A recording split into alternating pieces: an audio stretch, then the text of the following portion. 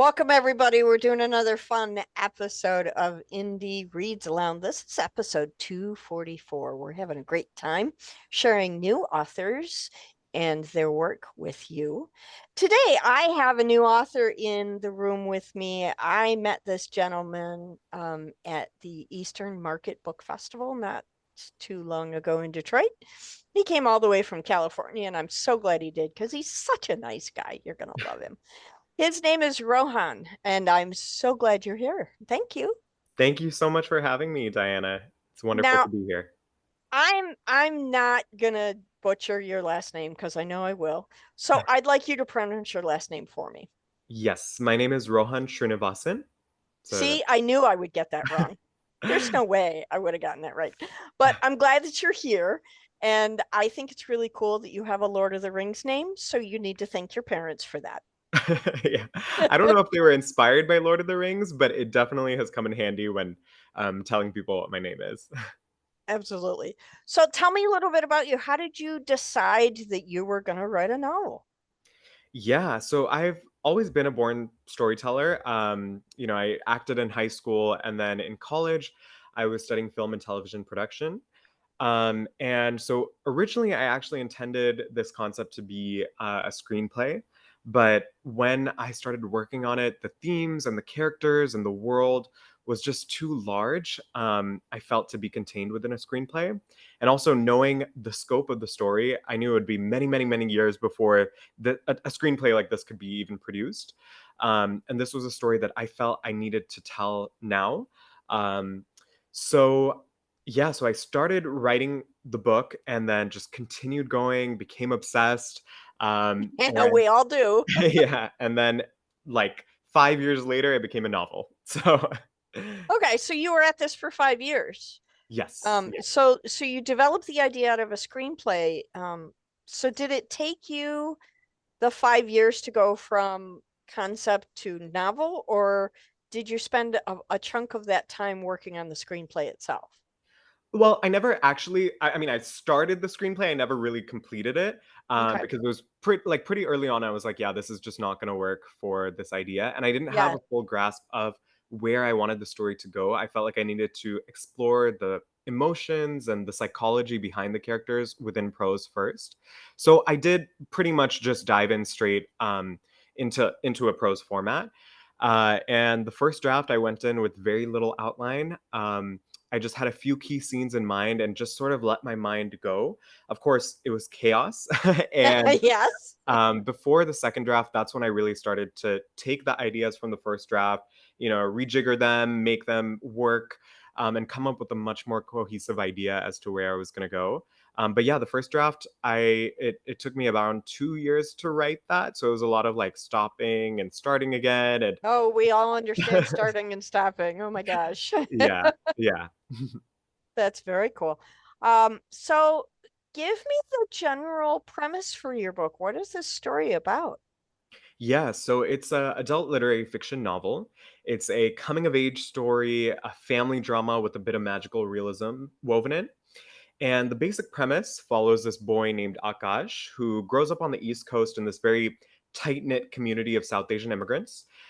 He lives a wonderful, wonderful life there. But unfortunately, some changes start to happen in the town that very much disrupt his life and his entire family and forces him completely unexpectedly to have to leave his community and almost every single person that he knows and loves overnight. So, of course, he's having a very, very difficult time grappling with this sudden change in his life. But he soon discovers that he has this ability where he can go back and relive his most beautiful, beloved memories from childhood as a way to sort of cope with his loneliness and, all the confusion of this time that he's in. But as So, wonderful. so stepping back into those memories as if he was reliving them, not just in dream time. Yes, so it's no, so it's not him going back in time, it's him sort of reconstructing a physical representation of how he remembers whatever specific moment he's trying to Okay. return to. Okay. What it does is it plays with his memory and alters his memory. It doesn't play with how it actually happened in reality, but Hmm. plays with how he remembers that specific moment.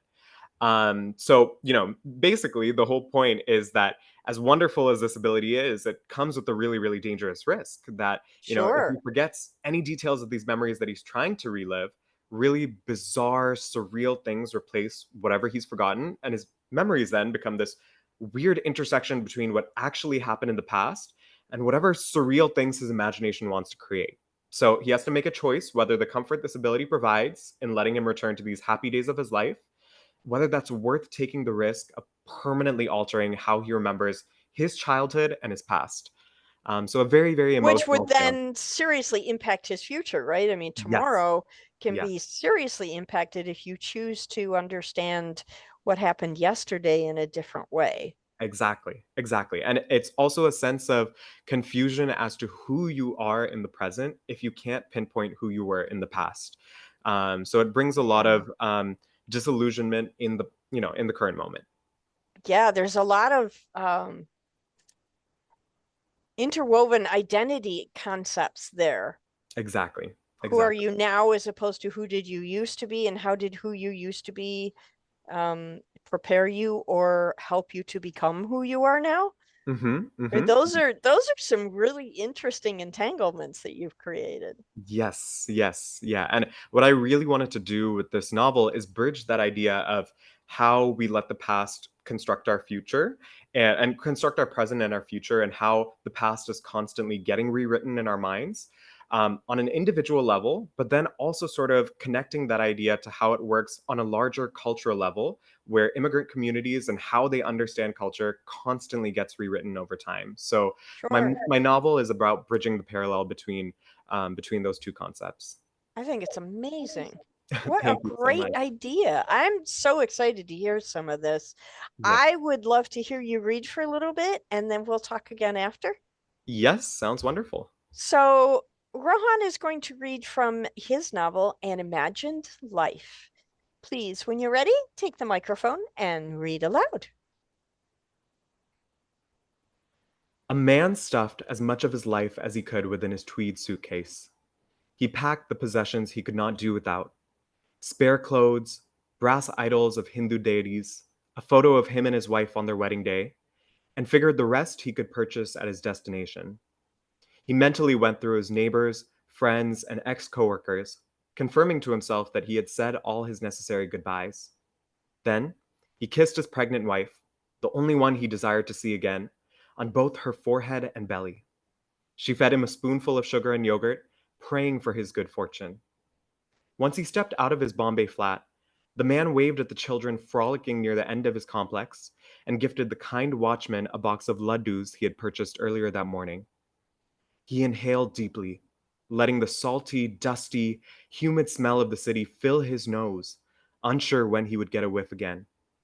His elder brother pulled around on his scooter with a bright smile. Though they hadn't spoken in a while, his brother had insisted he be the last one to see the man go.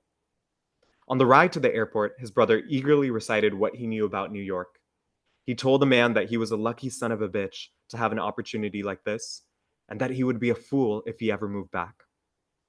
So, the man kissed his brother goodbye and boarded his flight, starting the voyage to the imagined oasis, his chest puffed with pride. He knew that he was the crown jewel of the family, the one who received the opportunity to study where none of them could, the one who had married the woman of his dreams.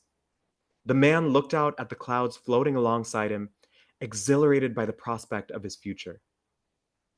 Like most anticipated dreams, the reality of living in America was far from what he had envisioned. Though the man soared through his engineering courses at the esteemed New York University, he found himself to be lonesome. His American peers enviously watched him answer complex questions within a few minutes, while they clumsily sorted through equations.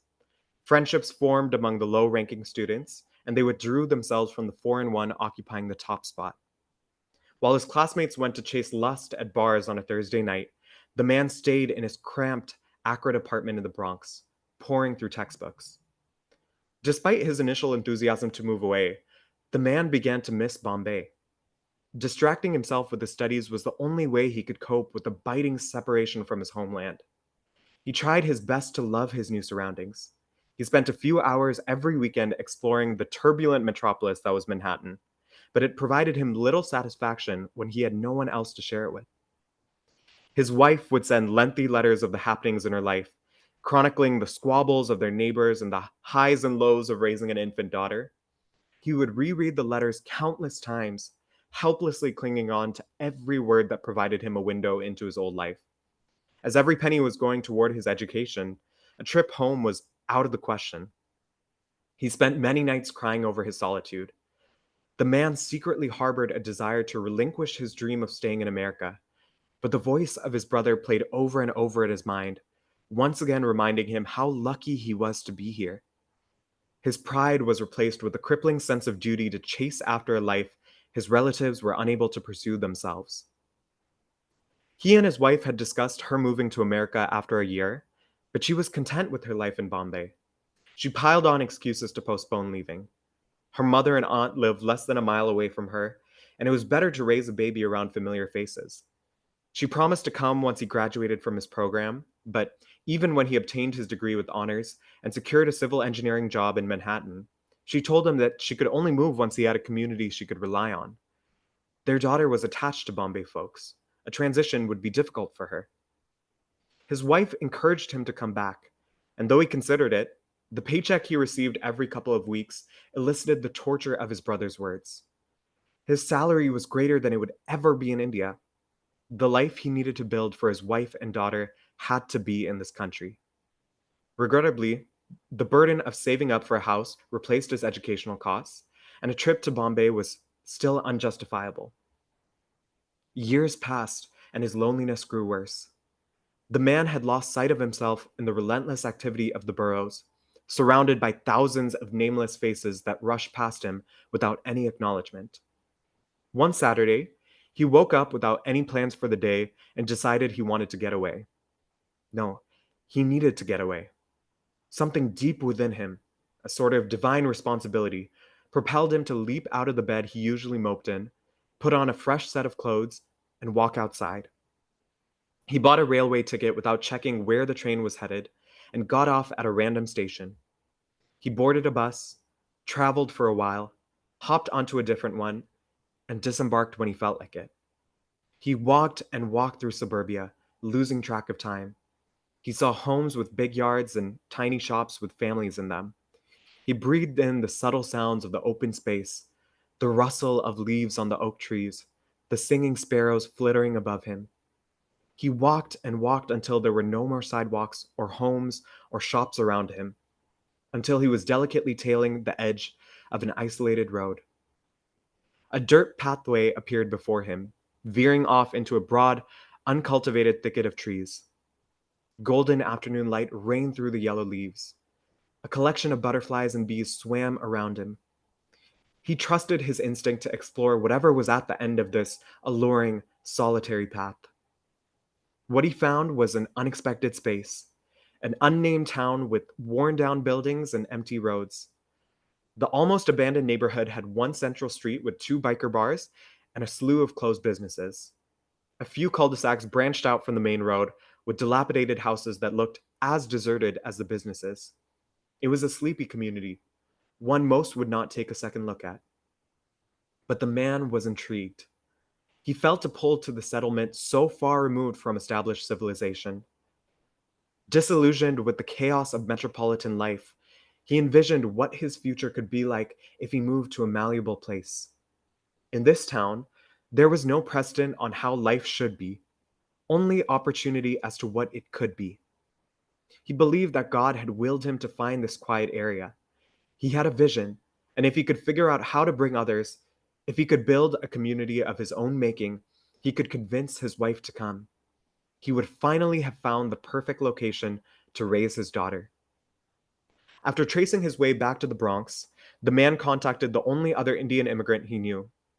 This friend was also motivated to move out of the boroughs, having had his own experiences with crude discrimination.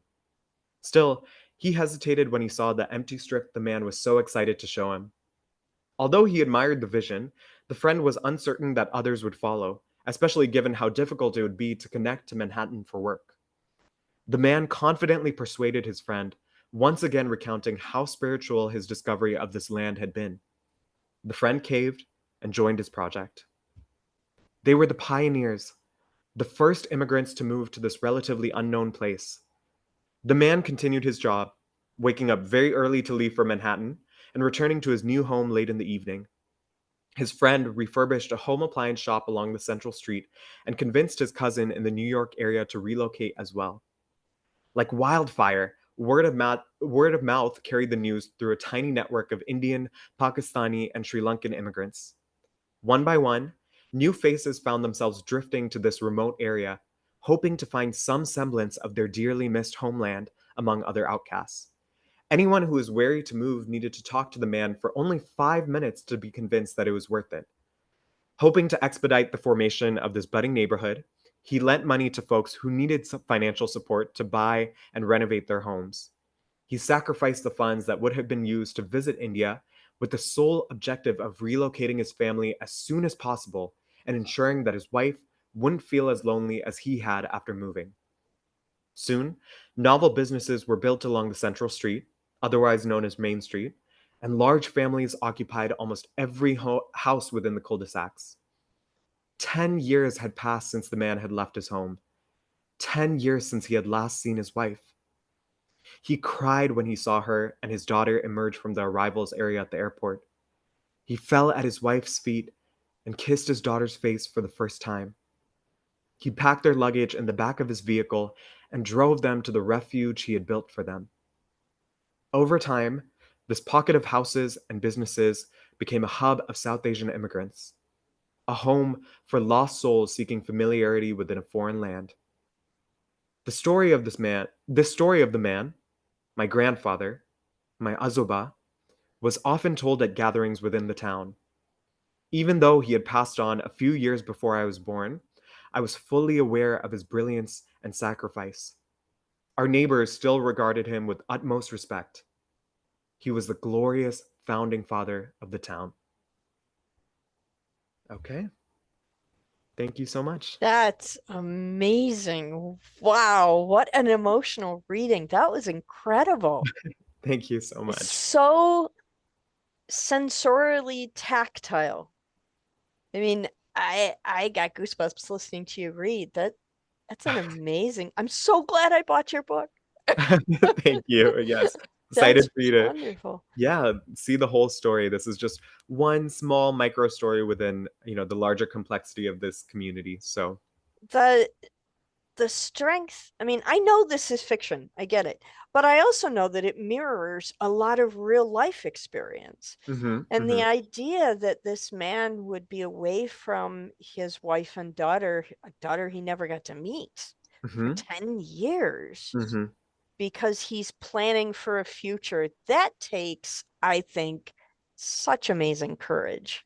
Yes, yes, And when we run into even fictional characters that embody that kind of courage, we want to do nothing but root for them. yes, yes. Yeah, I just think it's fantastic.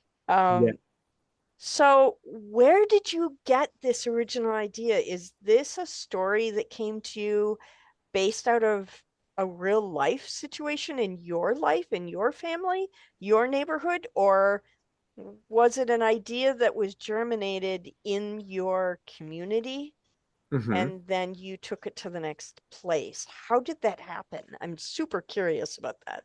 Yeah, it's a whole mix of, you know, weaving together my observations about, immigrant communities, the community that I come from, my own personal life, my family history, all sorts get woven together to create this story. And this specific section that I read is very much inspired by my great uncle's move to America. He was sort of the first one out of the family that moved here, and then slowly people followed him. And his Okay. story is different from this one. Of course, he didn't form his own community; it sort of diverts there. But he did initially move and go to New York University, and had to sacrifice a lot. I mean, he was telling me about his first few jobs that he had to work to just sustain himself throughout that, and it's unbelievable the amount of sacrifice that it takes to come here. And also, with my parents, right, when they first moved here, I mean, they were pretty much dead broke. Like my mom tells me that her and her dad, they met pretty soon after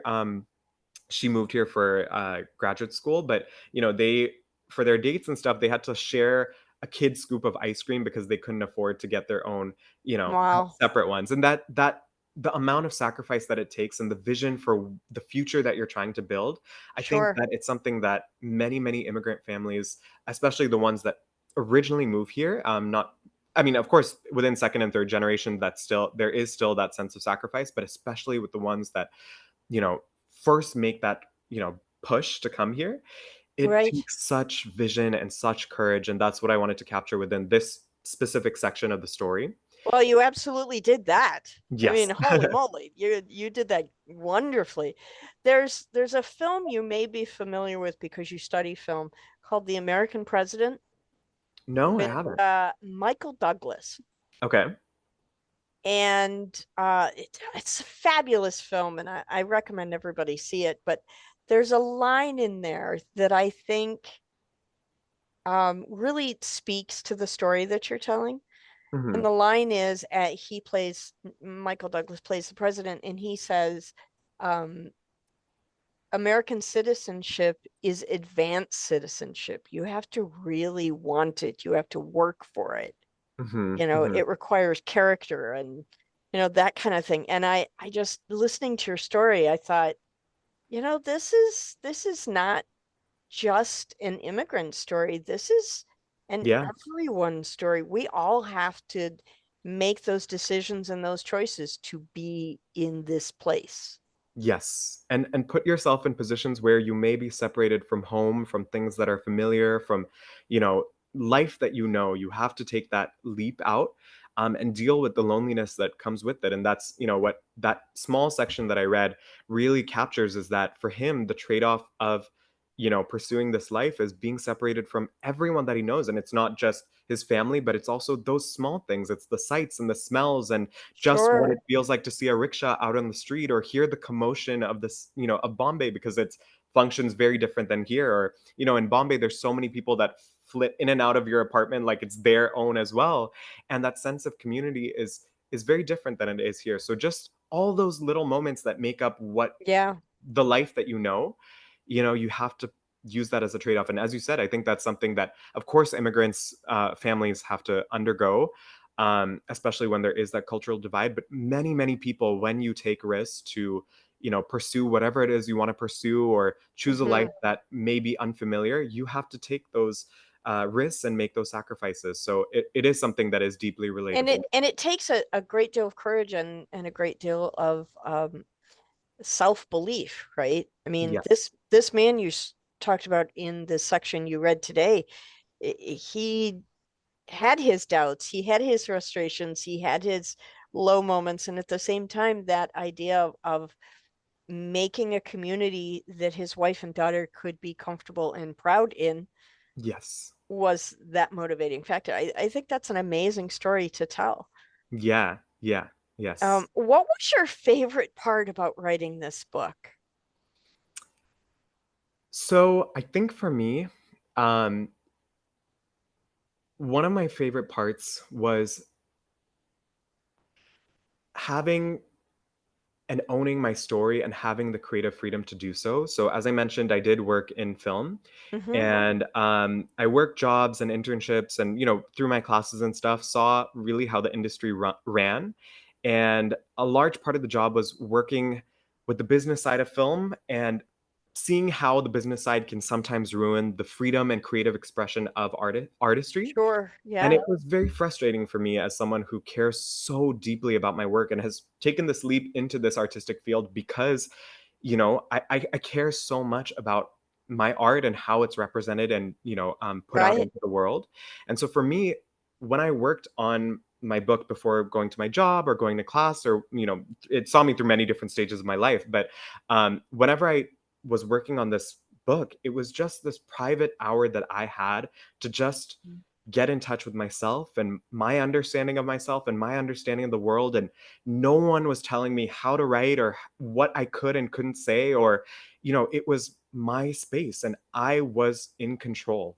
And that feeling when so much of life is out of your control is something that I mean, I don't take for granted at all. It is one of the most beautiful, liberating feelings ever. So I think, 100%. Yeah, I agree with you. yeah, Sometimes sitting down to focus on our writing as authors, it becomes like a meditation. It yes, becomes an opportunity to really become spiritually connected to yourself. yes, yes, definitely. That's awesome. What do you have coming next? What are you writing next? Yeah, great question. So, I think while writing this book, I sort of couldn't allow the headspace for any, new ideas to flip through. One of the most amazing things about finishing up the novel was, just letting new ideas bounce around in my mind. Hmm. So definitely have a lot. I'm aiming for a next novel, and I have my idea for where I don't have the full picture complete yet, but I have enough to get going, and enough of the characters that I want to write. So I'm super excited to dive in. Right now, I'm currently on tour to promote this book, which is finishing up and wrapping up at the end of November. Okay. So once I finish that, then we'll start to think about where the next steps for And my then artistic journey is. will the next book be the same genre, same literary fiction with magic realism, or are you going to try something different? I think I'm definitely going to try something different. I think what Okay. I've needed to say within, about the topics that I talked about within this book, I've said what I needed to say. And now it's time Mhm. for me to, life is limitless and there's so much to uncover and, Sure. reflect on. So it's time for me to diverge and explore different genres and bend them together and, weave in my own personal accounts and my reflections in a new and interesting way. So I'm super excited to do that. I'm super excited to see what you have coming next. I'm so grateful to have met you. I'm glad we connected in Thank you Detroit when so you much. were in town. This is Yes. I'm gonna be watching your career very, very closely. I think you have some wonderful things that you're going to be bringing to readers around the world. I Thank you so much. I just greatly, think greatly it's appreciate it. fabulous. Thank you so much for your time and sharing your work. And again, anybody who wants to know more about you can check out the show notes and your link to your website and everything is there. So I encourage people to do that. Follow Rohan. He's going to be a shining star in our literary community. Thank you for your time, sir. Thank you for yours as well.